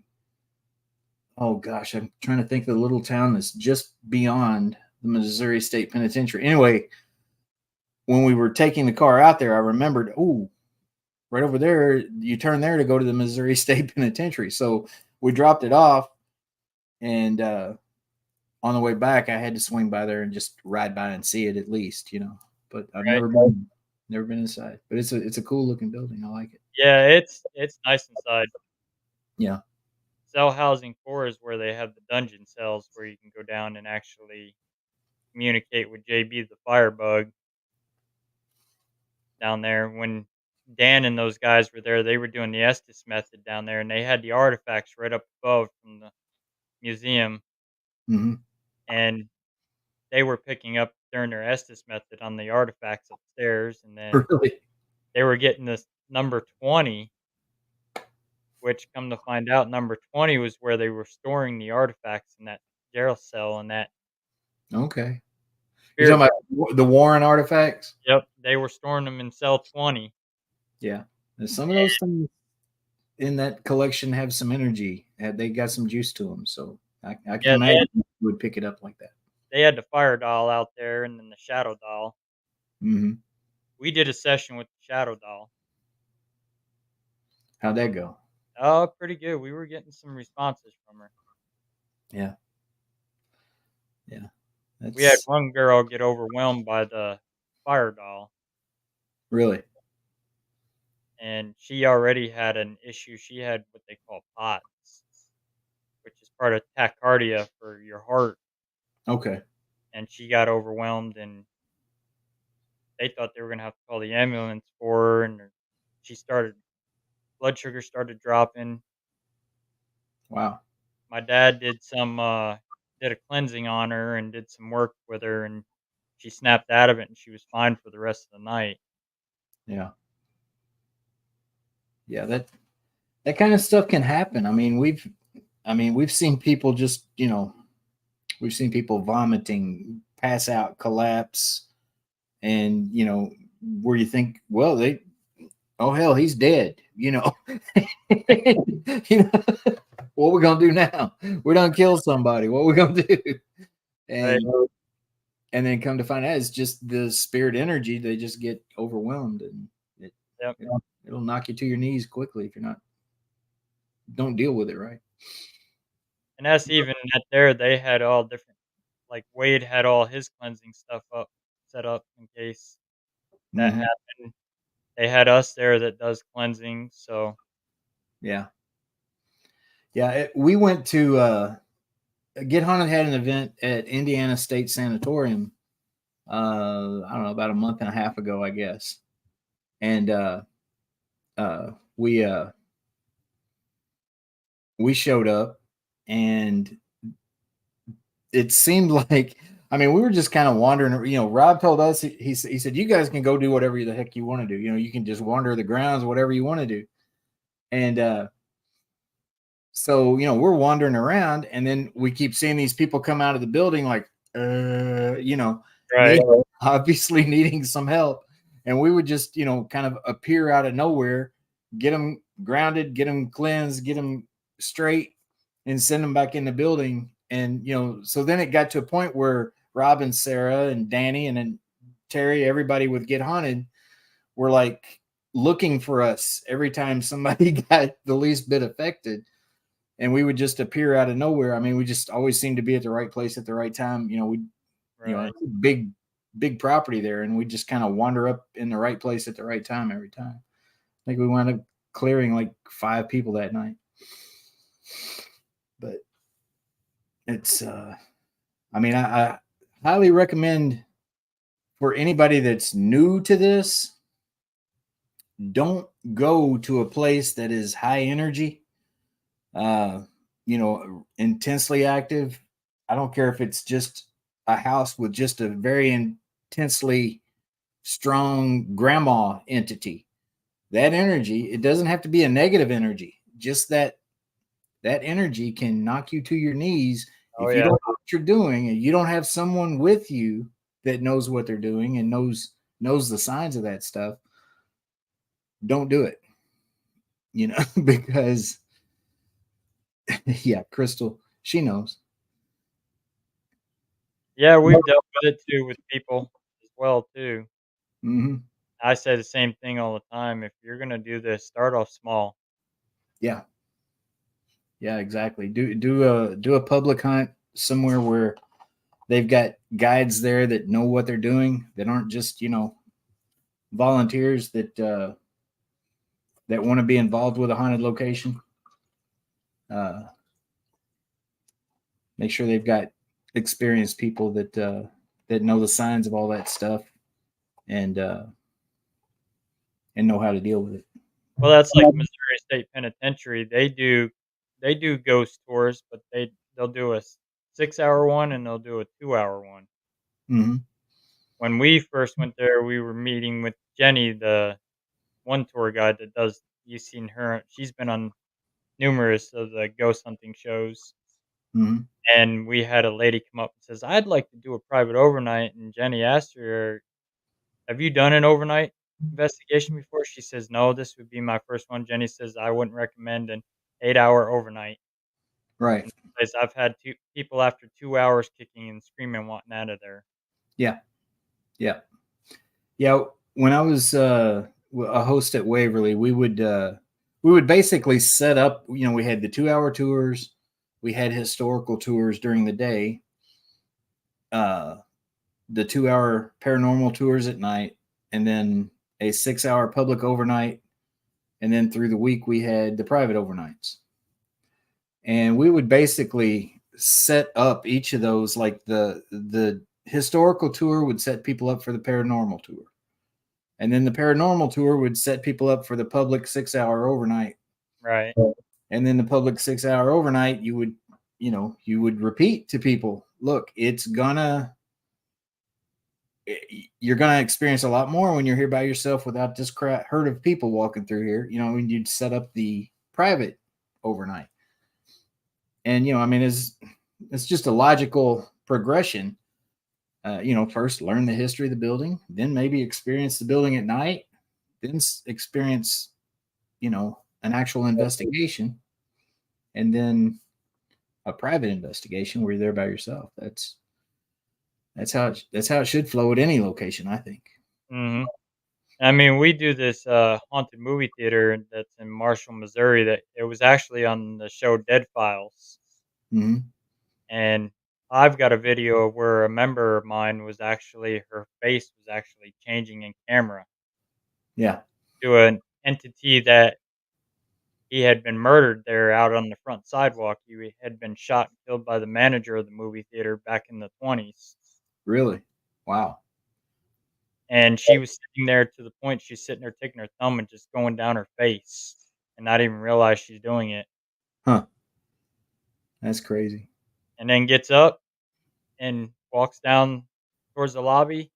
The door slams in her face, gets out and says, "My face feels like it's on fire." Turn the light on here, she's got scratches down her face, and we didn't know this was happening at that time until I reviewed the footage. Yeah. She's sitting right in front of that camera. Yeah. Yeah. And didn't even realize she was doing it. Yep, and her face is just morphed out to one of Amy Allen's drawings. Yeah. That's crazy. That's crazy. Yeah, James says his first investigation was Trans-Allegheny. I cannot imagine that, James. That's a pretty intense place to start. I don't know if you've ever seen Trans-Allegheny in person, but there's No, probably not a more impressive looking building around than that. It's pretty awesome. Yeah. Yeah, like Denise says, Fort Duffield, it's we have got, I mean, we had one group up there last year that had the trifecta experience. We had a UFO sighting that everybody saw that we cannot explain away. We had spirit activity, both with Civil War spirits, Lady in White, and Native American spirits. And then to cap it all off, we had a Bigfoot walk all the way across the fort grounds, and 6 of us watched it. And so there's a little bit of everything up at Fort Duffield, but it's not. I mean, I've never had anybody up there that gets affected or had any kind of negative responses so far. And yeah, like Kathy's asking where it's at. That's in West Point, Kentucky, right here. We're about 20 minutes down the road from Waverly Hills, right down Dixie Highway from Waverly Hills. And it's $400 a night for private overnight, up to 10 people. That's from 7 p.m. until you get tired, until 7 a.m., and I'll run you out. Most people don't last that long because, it's an outdoor location, which those are a little bit challenging anyway. Mm-hmm. And there's not really, there's not good restrooms. There's not a good place to sit down unless you bring your own chairs and all that good stuff. It's a Earth and Civil War fort is what it is, but it's a very active location. That sounds like some of the places down here in Missouri. We've got Lexington, Missouri, and which is a lot of Civil War. Springfield's another big Civil War. Mm-hmm. And they will let you investigate the battlefields, but you do have to pay to keep a ranger on all night because it's their state. Yeah. I believe that's the way it is here at Perryville Battlefield. They'll let you investigate it, but you got to pay a bit of a stipend for the ranger for his time. And but it's pretty active. Our battlefields are pretty active. We've got out here. We've got the Mormon massacre site, Hans Mill, Mm-hmm. which is pretty active. Sometimes it's hit and miss down there, but we found if you go down on the anniversary of the massacre, you'll get a lot of activity down there. Yeah. This little town of West Point. I mean, it is so chock full of history. It's kind of a forgotten town now since the city of Louisville blew up as big as it did, and when they put the lock and dam system in, that kind of helped Louisville expand and overtake West Point as the big shipping port in this area on the Ohio River. And then they built I-65, and it took most of the traffic off of 31W. It's like the old Route 66 story. You know what I mean? And this town kind of got lost in that shuffle. But man, if you delve into the history of West Point, Kentucky, it's impressive. It really is. I mean, right here at the front corner of my house is where John Shields lived. He was, when Lewis and Clark came down from Louisville, when they first started their journey, they picked up a group of people here in West Point, Kentucky, to be on the Lewis and Clark expedition. Right. And John Shields was their gunsmith, their blacksmith, and their medic for all intents and purposes on that trip. And right here where he lived, the cabin he lived in is right here at the front corner of my house. I mean, there's a whole lot of stories like that uh, that people don't know. I mean, Indian massacres here and all along the Salt River back here in the backyard. Uh, just lots and lots of history. And with history, a lot of times comes hauntings. Not always, but a lot of times. Right. That's even out here too. I mean, we've got the histories of the Native Americans. Mhm. Thing too for us too is also mob history too. A lot of the mobsters. Yeah, yeah, yeah. There was a lot of that trickling down in from Illinois over your way. Yep. Al Capone was big out here. He owned a hotel out here, and Mm-hmm. Y'all had a lot of gangsters through Missouri. I mean, Bonnie and Clyde did some stuff out there. Pretty Boy Floyd.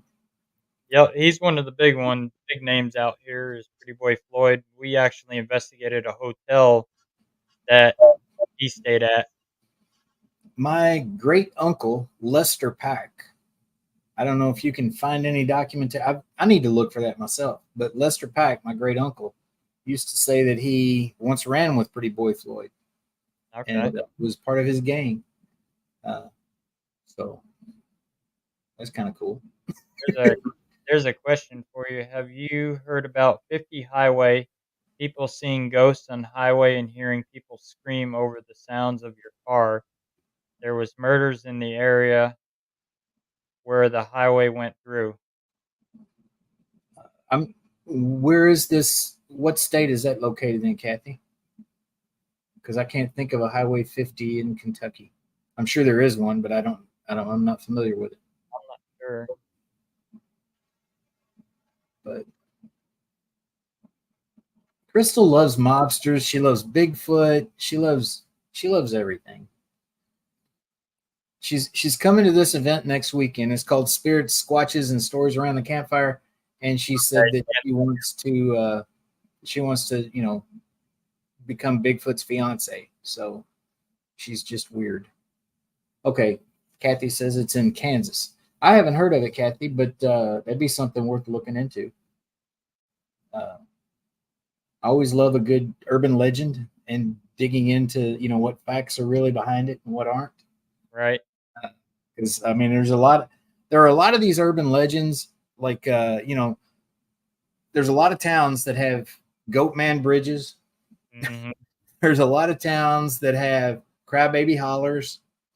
There's a lot of towns that have railroad tracks that if you stop your car on the tracks, children will push your car off the tracks. There's a lot of towns that have all these same stories, and most of them are nonsense. I mean, Yeah, a lot Missouri's got have their some share. pieces. We uh we get called all the time. We got a cemetery out here that's got an urban legend. You hear screams coming out of it. If you see the blue light, your car won't start. Yeah. So we decided to go out there and debunk it for law enforcement because the kids Hmm. kept going up there. Screams we heard were coyotes howling because they had cattle in the back of the cemetery. Right. We did see a blue light floating around one of the headstones, but our car did start. Yeah.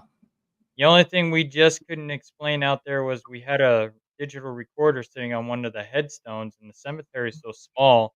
This was broad daylight, and you can hear somebody walk up to it and then shut it off. Really. That's pretty cool. And we you could hear us talking in the back of the cemetery, looking at the stones and stuff, and sun's still out, Yeah. and we couldn't explain why that did that. Right. Yeah. So there was some stuff we were able to debunk, and some stuff we couldn't. Yeah. Yeah. I get it. I do get it. Yeah. You're right, Denise. Yeah. Okay. She says, talk about the wardrobe last night in the dark shadow. Last night, Denise is a travel nurse and she is right now, she's in Indianapolis. And so I had uh, gone to bed and was waiting for her to call when she got off work. She called me and was laying there in bed talking to her. And, we've got this house furnished with a bunch of antiques. We're trying to keep it as period authentic as we can. And I've got an antique wardrobe at the foot of the bed that the door's open, it's against the wall across the foot of the bed. And I was sitting there talking to her and I heard a click. I looked up, one of those doors on the wardrobe was swinging open, and I'm sitting there looking at it. And then I see this dark shadow. It's like almost like it came out of the wardrobe and walked across the room. And I turned the phone around in time for Denise to see the figure walking across the room. And she was like, "What the hell is that?" And I'm just like, "I don't know." And so, yeah, that was that. It's a little bit unnerving sometimes when you're the only one home and, things like that are going on around here. But this house, like she says, I mean, it's always an adventure. I mean, there's always something going on here. And when we bought this house, well, we didn't know it had the reputation as Kentucky's most haunted house when we were first looking at it, at least. And it's lived up to it so far. I mean, Todd and Leanne Eskew have stayed here. They can tell you, they can vouch for it. It's pretty intense. I mean, it was a Civil War hospital. It was a brothel. It's had a lot of incarnations over the years. It's been a hotel. It's been a railroad ticket office, a lot of different things over the years. And been a lot of people pass through here. There's a man supposedly murdered in this room in 1903. We know that there was a man murdered that was staying at this house. We think it was in this room where he was attacked. But yeah, I mean, there's always stuff going on here. Always. Yeah, that happens to Denise. The kids try to climb in bed on her side all the time. Oh yeah. Yeah, she'll be laying there and be like, "Oh hell no," she'll feel the little hands on the side of the bed, be like, "No, no, no." Your house sounds like my old house. I used to live in a house that was a Civil War basin hospital Mm-hmm. when I was a kid. Saw my first ghost at 6. Yeah. Living in that house, and my dad wanted to actually open the wall up in the attic because it had been sealed up, and the one wall the dog kept digging at it, and they were renting it with option to buy, so he decided not to, and we ended up moving out of there because of all the paranormal stuff going on, and a bunch of people wouldn't stay in it, and then finally a group from New York City had bought it. They started remodeling it, and they opened that wall up in the attic, and they found all the Civil War guns and Wow. uniforms. Everything was original in that house. It had the skeleton key locks, and Yeah. I Yeah. mean, Yeah. toilets would flush on its own, water turn on its own. Yeah. We've got a few doors that have the old original locks and latches on them. Some of them have been replaced over the years, but we've still got a few of the originals here that have the old skeleton key locks and things. We had a question pop up for you earlier. Do I think cemeteries are haunted? Some of them are. Most of them have some kind of activity. Here's my take on that, though. Just based on years of spirit communication, okay? Spirits can be wherever they want to be. They go to visit places that they love, people that they love. So if they're in a cemetery, they just love it at that cemetery. Or there's another spirit there, maybe, that they are visiting with or interacting with. They're not, you go to someone's grave and try to talk to them at their grave, your odds of actually catching that person at their grave are pretty small because I mean they can be anywhere they want to be. They don't have any reason to be right there. Their spirit never was there in life unless maybe they came to visit a relative who's in a family plot next to them. You know what I'm saying? Yep. But yeah, there are, yeah, like Leanne says, Casey Cemetery is definitely haunted. There's another one down here, Garnetsville Cemetery, where we've done some photo shoots. It's definitely haunted. Uh, there's a lot of haunted cemeteries, no question about it. Um, and anytime we go to a cemetery, we'll break out some equipment or recorder or something and try to get something because there are a lot of I mean, yeah, I don't know. I just there's a lot of, I guess, transient spirits that pass through cemeteries for whatever reason. I don't know. Do we have a longer history than you? Uh, we, I don't. I'm not as familiar as I should be probably with how the 1800s were in Australia. What was going on? If it was still mostly native people, or if the colony of prisoners had expanded the white race very much there, or what? I'm not quite sure, Deb. Uh, but I think we have a more dense population that might have a lot to do with why we have more hauntings here, Hmm. and we've probably got a more tragic or troubled history in a lot of ways around that sweet spot of time that seems to be where most of our hauntings come from. The mid 1800s to the early 1900s is where most of the spirit communication that any of us get seems to come from. And we had the Civil War, which was just devastating to this country, uh, and a lot of energy, a lot of negative energy, a lot of tragic energy, a lot of things going on that would trigger those things that you would think would cause a haunting. Uh, and then we went through 2 world wars, of course, all of that. So I think that has a lot to do with why we have so many hauntings here in America. But you look at places like England, and Scotland and Ireland, with the castles dating back to the 1200s and even before then, they've got some epic haunts over there. But I don't think they've got the number of haunts that we've got. Of course, it's Right. a smaller place land wise too, but I mean, some of those places are incredibly haunted and incredibly famous for their hauntings. But I don't think that they've got quite as many different locations because, like here in Kentucky, I mean, off the top of my head, I could probably name for you 15 places that are worth traveling across the country to visit and ghost hunt.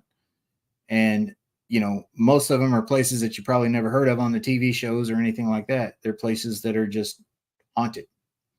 In Kentucky, people know about Octagon Hall. They know about Bobby Mackey's, which is now gone. They know about Waverly. And that's about it that people really know about in Kentucky. But in this state alone, like I say, you've got the Old Stone Jail, you've got the Ross Opera House, you've got Fort Duffield, you've got Perryville Battlefield, you've got numerous haunted bed and breakfasts and things like that. I mean, I could go on and on about it. There's a lot here just in Kentucky, which is weird.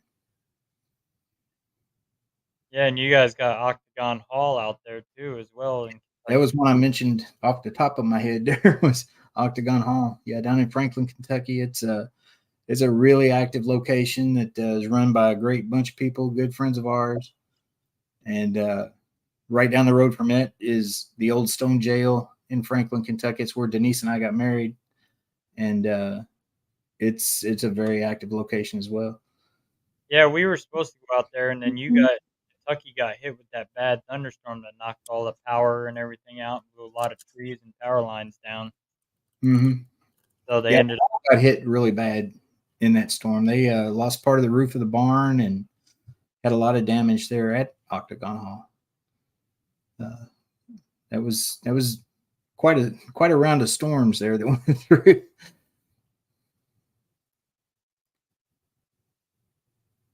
Cool. Yeah, Clark County's out in eastern Kentucky. It's there's some Bigfoot out there. Do you guys do a lot of Bigfoot investigations too? To be honest with you, we probably do more Bigfooting now than we do ghost hunting. To be honest, I mean, when it's just us doing what we want to do, more often than not, Denise and I will look at each other and say, "Why don't we call Squatch Man and go up in the forest with him?" And our good friend Greg Yost is probably, in my opinion, he's one of the best, if not the best, at communicating with the forest people. Mhm. And so we'll call him on a whim and drive up to southern Indiana and hang out with him for the night, or bring him down here to Fort Duffield, whatever. And we do a lot of Bigfooting, and it's amazing how much crossover there is in paranormal research and Bigfoot research. Because I mean, we use our paranormal equipment when we're Bigfooting, Right. and we get responses. And the people that go out looking for Bigfoot, that suit up like they're going hunting an animal or something, and they treat it like they're hunting an animal, never seem to have any experiences or anything like that. Right. But those of us who go out there like we're looking for a spirit of the forest, which I think is what they are, we seem to have all kinds of activity. I don't think they're a flesh and blood ape. I just don't think it's that simple at all. What tips would you give somebody that wanted to go Squatch? No white lights, no infrared, no FLIR, no trail cams. Go out to the forest with respect, with positive energy, treat the forest nice, and talk to them. Just like you would a spirit. You know how you go to a location, you say, "Hey, my name is Ernie. I'm not here to harm you or exploit you or do anything wrong. I just want to hear your story. I'd like to encounter you, I'd like to speak with you, whatever." Do the same thing with the forest people. Show them you're there with, good intentions and all that stuff, and they're more likely to come out. And yeah, Todd says wear a hard hat because things always get thrown at Todd. It's funny. I mean, it doesn't matter where we go. If we're squatching, you'll hear something come through the trees, boom, and hit right next to Todd. And it's great. We love it. Yeah, we're supposed to go with Carter Burchart. He was actually one of the consultants on the show Finding Bigfoot when they did Kansas and Missouri area. Mm-hmm. We're supposed to go squatching with him down in the Mark Twain National Forest. And there's a cemetery out there he was telling me about. And it's right in the middle of it. And there was a big cross that's got to weigh a good over 1,000 pounds. And he said when he was there, it was laying down. And then when he went back again, it was standing right upright. Uh-huh.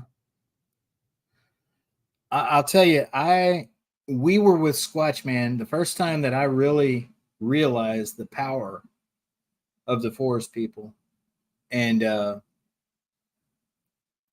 realized that they were more than just an ape. We had 7 trees get pushed over in the space of about a minute, and all in a circle around us at a safe distance, not where we were, threatened or intimidated or in danger in any way. But it all happened when Greg asked them to do it. And I mean, these were trees that were, that big around. They weren't like little bitty trees. They were big trees, and they just Greg walked out to the edge of the woods. This is no crap. He walked out to the edge of the woods. He put his hands up like this. He said he was getting ready to move to Washington State. And he said, "My friends, this might be my last time in this forest with you. Tonight, I want you to do something epic. Make this forest explode. Show us your power. Please, I beg of you. This could be my last time with you. Show me what you can do." And I'm standing there looking at him like, this dude is nuts. He is just crazy. He's just standing there in the dark, in the woods, with his hands up talking. Well, then I hear boom, boom, boom, boom, boom, boom, boom. They just start falling all around us, and everybody's standing there like, no shit. He just asked for that to happen, and it happened. And it was amazing. But There was another question for you. That there was a guy that asked. He believes in them. He wants to know, where do you think they came from? oh,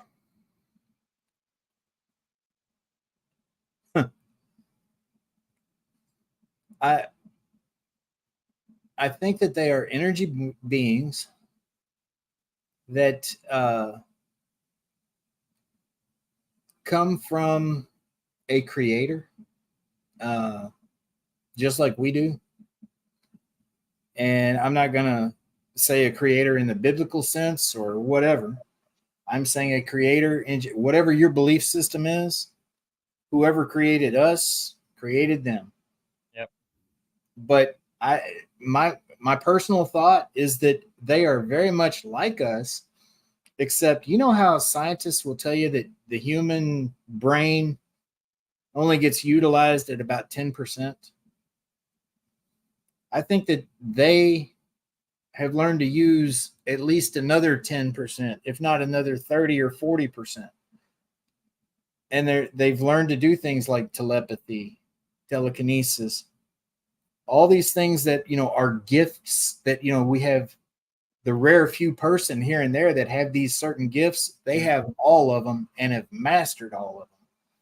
And I mean, that's what I believe based on having physically watched one go from a physical form, a hairy flesh and blood creature walking through the woods, and turn into what looks like Predator walking through the woods. Where it's just that little pixelated looking mirrored image of something going through the woods. I mean, I've watched them do that. And an ape can't do that. A human can't do that. No. But they can, and I've seen it. Yeah, Todd says he believes they're interdimensional. I am on board with that as well. I mean, there's the more experiences we have, the more questions I have, to be honest. It's just like with paranormal. Yep. Spirit communication in general. I mean, the more answers you get, all that does is open a whole new world of questions. And someone mentioned fairies earlier, and you mentioned, I'll touch on two things. You're talking about going squatching, and the guy said near this cemetery that's where you're going to go. Mm-hmm. What did I tell you at the beginning of the show, how Pac-Man Paranormal came to be? Yep. Denise and I were in a cemetery looking for a spirit, and Bigfoot found us. Yep. You can talk to, I can tell you, Leroy Nail, who's the head of the Indiana Bigfoot Research Organization. Probably talk to Charlie Raymond, who's the head of the Kentucky Bigfoot Research Organization.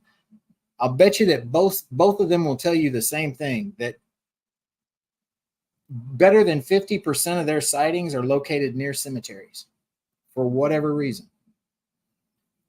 And I can't explain that, but I can tell you that that's where Denise and I had our first encounter. And we were not even thinking that at all. We weren't even Bigfoot believers at the time, We Right. weren't deniers, but we weren't convinced, And then Crystal had asked about fairies earlier. And I have laughed at people over the years that talk about fairies and believing in fairies and yada, yada, yada. But I have seen things in the forest when we have encountered, it seems weird, but it seems like when the Squatch activity is peaking, you will see these little blue, little green, little pink lights just dancing through the forest. And Denise says that's fairies. And I'm like, what? I'm like, I don't believe in fairies. She's like, well, you're looking at them. I'm like, I guess I am. I don't know. It's crazy. I think, like Todd says, interdimensional.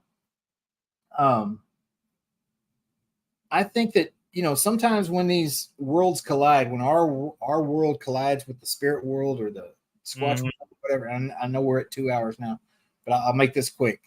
I think when it collides, it opens the door to everything. All these, cryptids, spirits, ETs, whatever you want to name it, they can all come in and out at the same time, It's It's like when that portal opens, anything can come in and out of it. That's that's how I feel. I know that's like Carter's told me stories. He watched one just transform to like a ball of light just in front of his eyes. Yeah, yeah, yeah. And We've had a few encounters like that. It's you cannot explain it. and I know he left a camera out there overnight, and he led an expedition. He had 4 people with him and a doctor that does the research in that. Well, the doctor was separate. He went back to pick up his camera next day, and on that log, he captured a hand putting rocks on this log, counting out how many people were in that group that night. Really, I'd like to see that. That's pretty cool. It's published in one of his books. Look up Carter Burchard, I'll look for that. That's pretty cool. and he's got more than 1,000 post published of sightings Hmm. for the state of Missouri and Kansas. Yeah, that's pretty cool. And like I said earlier, the people like him that believe that it sounds like at least that believes that they're more than just an ape and treats them as such seem to have more encounters than those well-known Bigfooters that are out there, with their traps and their, going out there with their rifles and all that stuff. They're not having much luck. Well, that's like that show that one guy swore he shot a Bigfoot, and then he went back, he buried it, went back to get some help, and came back out, and it was gone. Yeah, yeah. There's T-Dog. I see T-Dog in the house. What do you think about aliens? We can't be the only ones in this huge universe. Amen. We can't. I don't think we can. So many people have seen things. The incident in Vegas and Florida, they covered it up big time. Yeah, I agree. I think that I think we are not alone. The truth is out there. All those good things.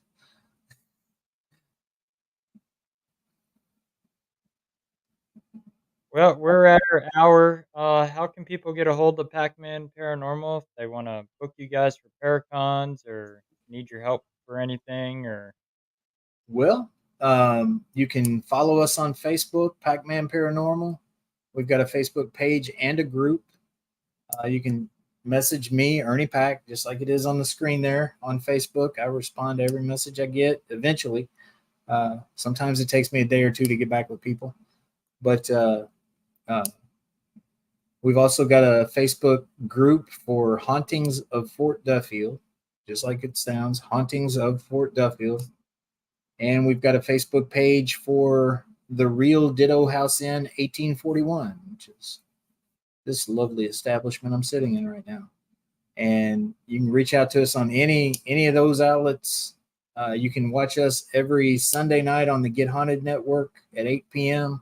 This Sunday we have April Bassett, the psychic housewife of New Jersey, okay, and the CEO of Ghosted Magazine. She's going to be our guest this Sunday night at 8 o'clock on the Get Haunted Network, Eastern Time. And other than that, we've got several Paracons and things coming up that we're going to be doing. We're going to be speaking at the Indiana Bigfoot Research Organization's first ever convention. Lots of things going on. We're going to be at the Haunted Graves Paracon. We're going to be at the Rock Island Roadhouse in Illinois. I don't know, Supernatural Soiree in New Jersey. Lots of things. Just find us on Facebook. You'll see all that. all right. Now, thank you for joining me tonight, Ernie. I'm glad to be here. If you ever get out to Missouri, hit us up, and we'll go Same here. If you ever get out if you come to Waverly again, you dang well better be coming to Fort Duffield. Okay, yeah, definitely. All right. I'll holler at Ravenseye because we'll be traveling together. So, all right, sounds good. All right, thank you guys for joining me. I'll see you guys again next week.